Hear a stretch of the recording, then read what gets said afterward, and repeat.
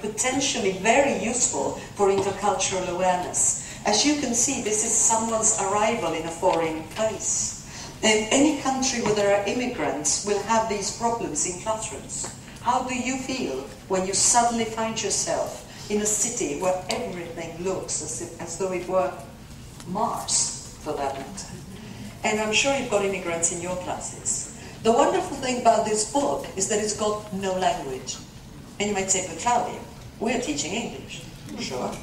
But how much is being said by those visuals? And how many adjectives can we teach about the feelings of these characters and get students to give the language to the picture book that is not there? So once again, exploiting the silences, exploiting the gap.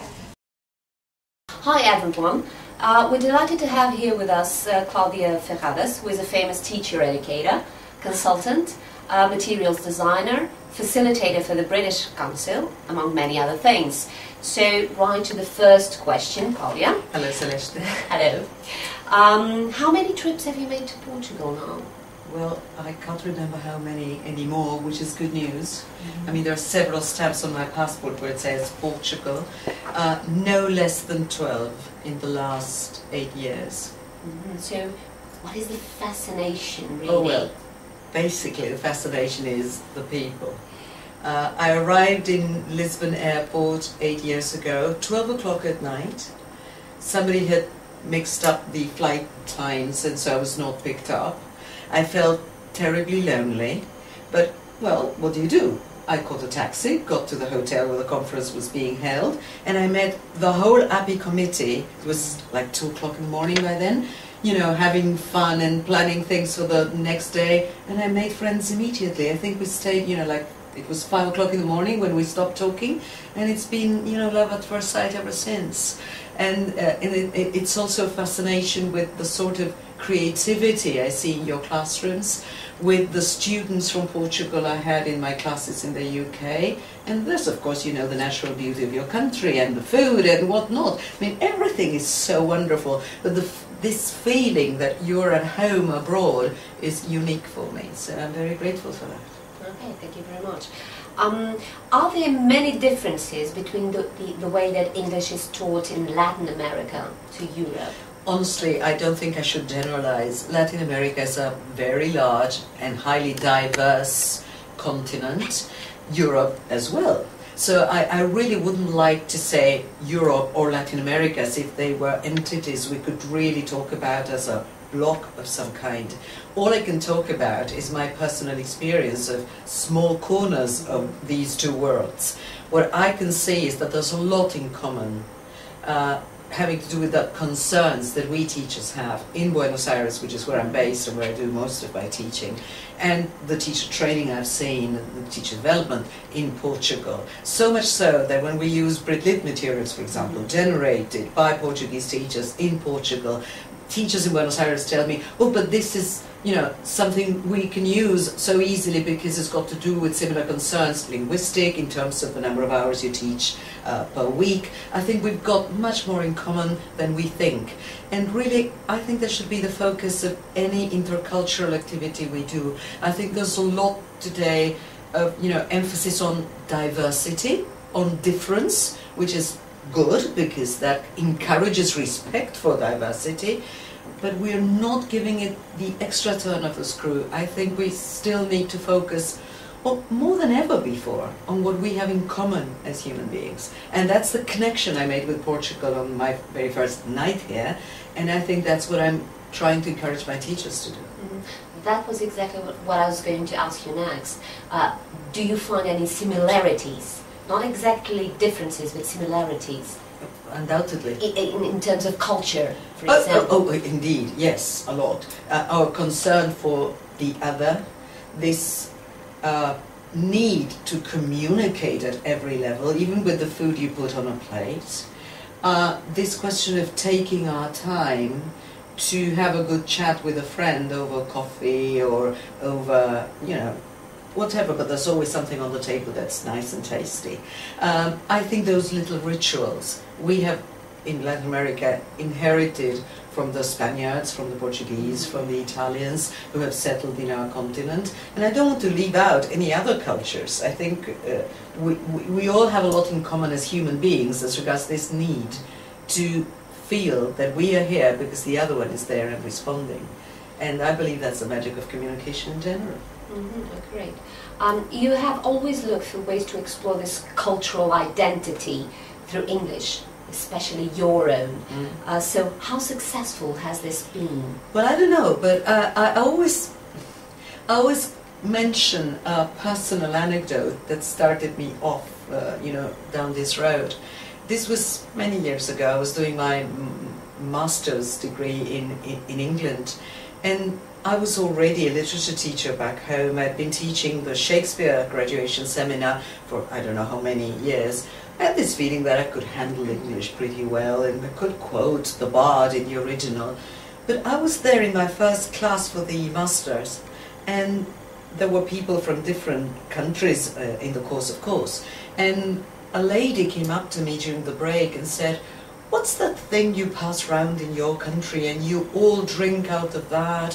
What do you call it? Is it a drug? What is it?" I said, "You mean mate."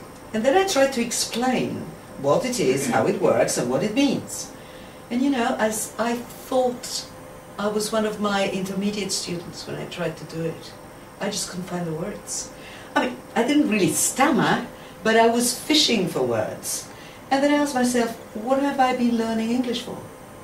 If I cannot really speak about myself and my own culture and my own identity, what have I been doing all these years? And that set me thinking about the books we had used, the approach we had had, and the fact that, of course, I was not talking to my mates in Buenos Aires about something we all know in a foreign language. But then I thought, okay, if my students ever have the chance to use English, now, especially on the web, it'll be to talk about themselves and find out about others, rather than to tell people about 5 o'clock tea in the House of Parliament. So that started me redesigning the teaching materials we use back home. And at the moment I'm very, very proud of a product that's just come out at Ministry of Education in Buenos Aires. We've published comics for teenagers in 4 different languages, the 4 languages taught in secondary schools back home, focusing on our own identity. And when I say our own, I mean the city of Buenos Aires, taking stereotypes such as tango, for example, and playing with them and seeing in what way we could take a tourist or a visitor or someone interested in us beyond those stereotypes, even with very little language. And I'm very, very proud of the response we're getting from teachers and students. That's one little step forward. But do you use the words in Spanish? Definitely there are words you cannot possibly translate. So and that's so the problem with translation. How do you use translation? Oh, well, precisely. I think we need to equip students, which what I couldn't do that day, which is paraphrasing strategies, to explain your meanings in a foreign language. So I won't have a word for mate. Mate is mate. But then I can explain what mate is and what it means to us. And I believe that is the one thing you need to do in a foreign language from day one.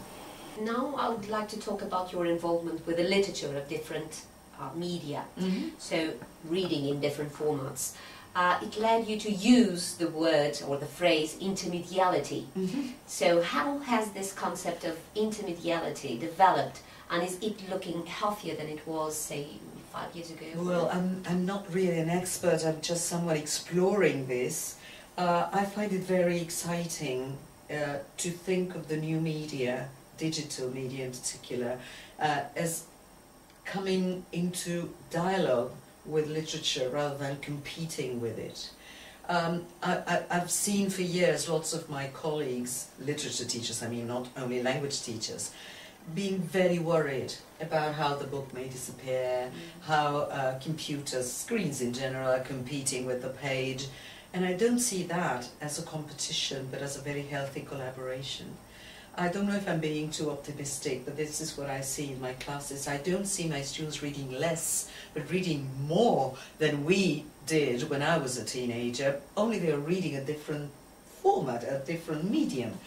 And as a digital immigrant, I feel tremendously curious about what digital natives can do. And I just watch and try to learn. But what really worries me is the attitude of some teachers who just say, no, this has got nothing to do with me. I find that particularly dangerous, because that widens the gap between younger readers and ourselves. So I insist, I'm just observing, I'm exploring, I'm trying to learn from my students. I don't think it's only a matter of age, I think it's mainly a matter of attitude towards what's new. And it should be a critical attitude. So for many, many decades, I've been interested in intertextuality. If texts today are not only texts on the page, then I should be interested in intermediality. And when I got started with this, which was back in 1998, hyperfiction, fiction on the computer screen, was merely text. Very boring visually and very difficult to read. It really tires your eyes. Not today. I think the hypermedia environments that have been incorporated into fictional screen are fascinating, but they also have their limitations. We're probably in the prehistory of digital literature. We have no idea what a book is going to look like, smell like, taste like in future years, and I wish I could live, for a couple of centuries to see it. But what's very exciting is to be part of this prehistoric moment and say, we saw it being born. So I'm very excited about the fact. So I don't know if it's healthier now or stronger as a position, but I still find it as exciting as when I got started. And is it easy to use in classes? Well, it's not easy because you need the technological support to begin with. In many of the schools where I do teacher development, we don't even have a proper internet connection, let alone screens. But it's true that governments all over the world are investing, because politically it's also important for them, in one netbook per child. So I sometimes feel that ministers of education are very proud of the fact that there will be one netbook per child, but what are we going to do with that netbook?